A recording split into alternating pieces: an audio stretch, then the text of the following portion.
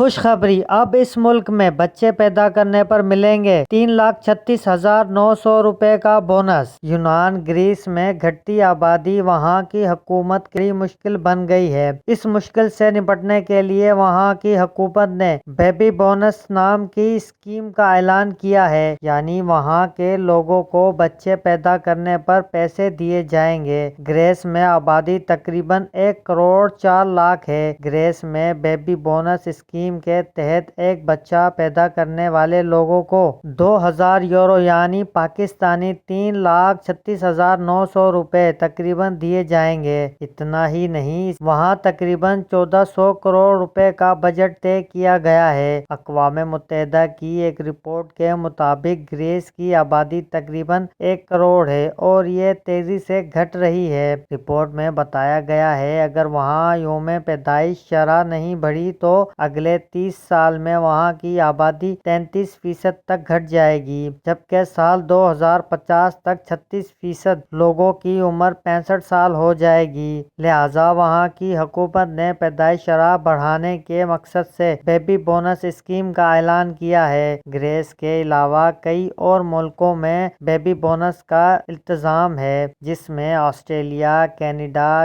Check republic, France, Italy, Poland جیسے کچھ ملک ہیں۔ آسٹریلیا میں بیبی بونس کے طور پر $5,000 یعنی تقریباً 5,19,000 روپے دیے جاتے ہیں۔ اس کے علاوہ الگ الگ ممالک میں الگ التزام ہے۔